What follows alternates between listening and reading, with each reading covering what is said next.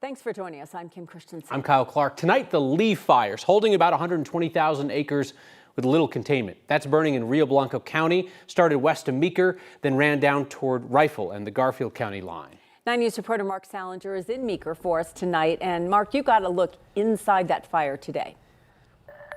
Yeah, Kim and Kyle, right around sunset when it started getting dark out this evening, we started seeing a line of fire trucks coming out from the fire behind me, going home for the night as they change shifts with the other firefighters. This is a 24-hour operation as the Lee fire continues to grow here. This is the roadblock right outside of the town of Meeker. Most cars aren't allowed beyond that. We got a tour inside with firefighters as they continue to battle one of the most massive wildfires this state has ever seen. This is what it looks like inside the burn scar of one of the largest fires to ever burn in Colorado. The Lee fire has grown to the 5th largest fire in state history, and it is still growing.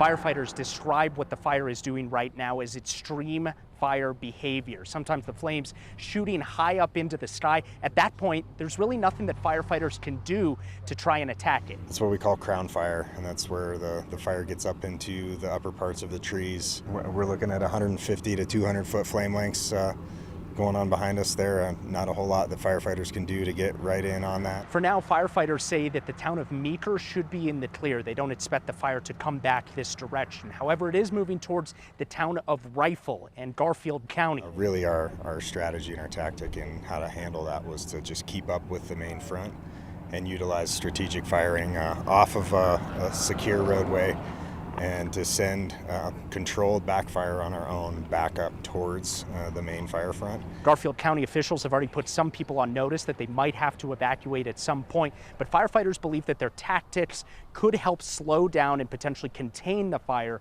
before it gets close to Rifle. The flames and the smoke are everywhere in this part of Rio Blanco County. 1,000 firefighters from around the country are now here battling this fire as they hope to contain it before it damages any more homes. So let's talk more about that damage to homes. Even as massive as this fire is and as much land as it has burned, firefighters have only allowed 5 homes to burn between this fire, the Lee fire, as well as the Elk fire, which started just on the other side of Meeker here. Kyle and Kim, remarkable job by these firefighters as they again continue this 24-hour operation of trying to contain this fire. And of course, while they're dealing with the Lee fire, they're also dealing with the Elk fire on the other side of Meeker, thankfully burning away from town, and terrific progress on that today, Mark. Yeah, we're understanding that that containment has gone up considerably. We're also understanding that the Lee fire has now grown to about 120,000 acres. Not really surprising that it's continuing to make some runs. But Kyle, you have to remember that on one day, it made a run of 30,000 acres in just a matter of hours. Today, it only grew about 4,000 or so acres. That's some positive containment, at least for firefighters as they continue to try and get a hold of this fire. Yeah, no doubt. Well, we appreciate all your reporting out there, Mark, and encouraging news about that Elk fire. Thank you. Mark Salinger, appreciate it. So Lee fire has, among other things, pushed back the start of the school year for kids in Garfield RE2 schools. The night before school was supposed to start there in Rifle, school leaders were dealing with everything from internet and communications issues to staff call-outs due to the smoke.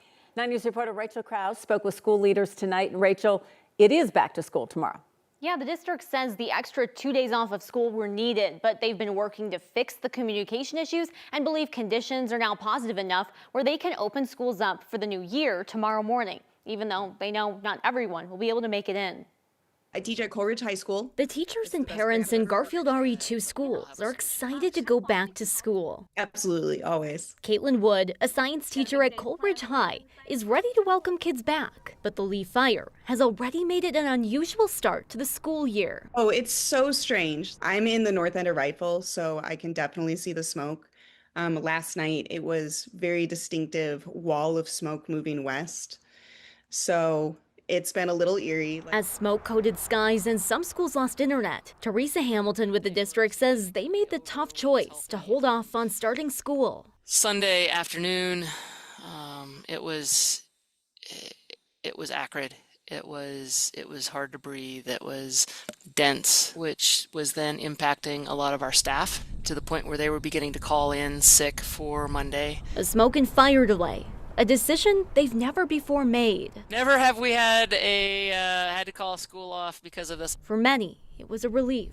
We're so thankful to give families the chance to seek safety, and I'm really glad that the district was able to do that for us. Got the notification and said, okay, we'll hang tight. Caitlin DeCrow's daughter will be a third grader at Grand Mesa. In Rifle, they're seeing smoke but can stay put. She knows that's not the case for everyone. It really seemed like a great decision to give some time and let everybody figure the challenges out. The Lee Fire is still raging nearby, and on Tuesday, a new wildfire started near Newcastle, close by. Still, Hamilton says they're ready to welcome students and staff back. Most of them. Yeah, it's going to be a little bit of a wait and see who all's showing up. Hamilton says they want to open their doors for as many as they can, a return to routine during so much uncertainty. I think everyone's just kind of thinking about how this is not how we wanted to start the year, but ultimately we're thankful that we're going to be able to have our students back tomorrow. Garfield RE2 says fire conditions have been changing constantly, so they're keeping a close eye to make sure students and staff are safe, and they'll adjust their plan if they need. They say they're so grateful for the firefighters that are keeping their community safe so they can start school. Rachel Krause, 9 News. A lot of gratitude for those firefighters and the conditions they're battling.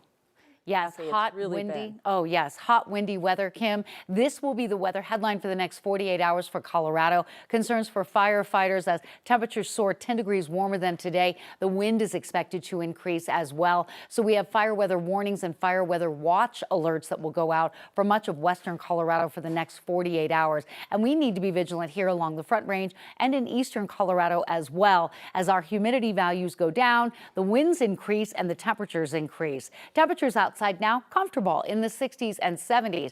The wind is picking back up out of the south with gusts to 25 and 30 miles per hour across Monument Hill, the Palmer Divide, and some of the higher passes, including some of the southern foothill locations. A red flag warning, a fire weather warning goes out tomorrow from Steamboat down to Aspen, and a fire weather watch goes out Thursday for most of western Colorado and the Northwest Plateau, also dealing with air quality issues and a health advisory due to the dense wildfire smoke we've seen day after day. Not much relief in the form of cloud cover or rain. One little pop-up shower a little while ago in the central foothills, but as quickly as it popped up, it dissipated. And our concern tomorrow with the isolated storms is wind and lightning and not the rain we need. A mild overnight temperature trend coming up. A look at the extended forecast, which includes the potential for record highs, but also some rain. Those details just ahead.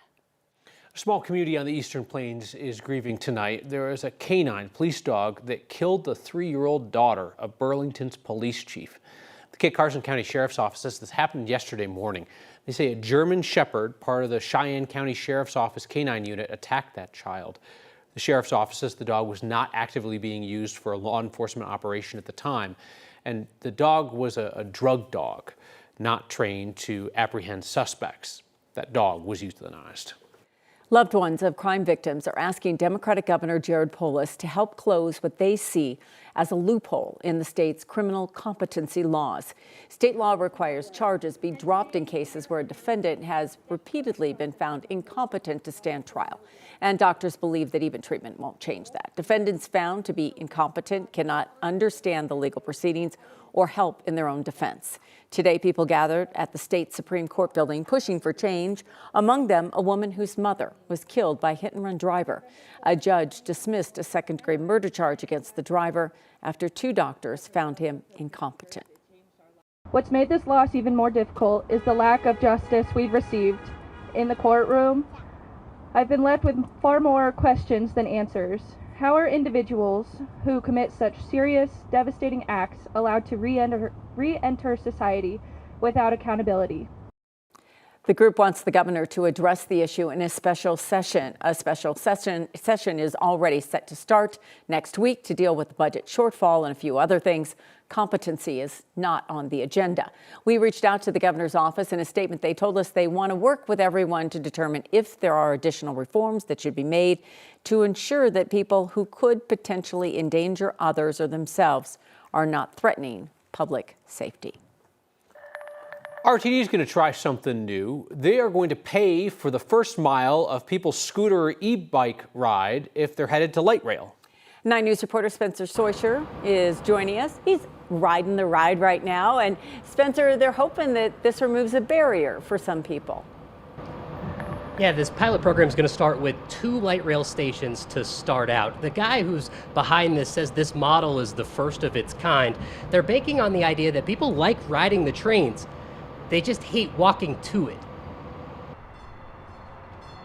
Every idea started somewhere. I am a little surprised it hasn't been done before. The newest idea to get people in Denver on public transit started in a University of Denver classroom. Our first assignment was to come up with an idea that betters our public transportation system. Joel Cox is a grad school student at DU, and his light bulb moment came while trying to use transit near the school.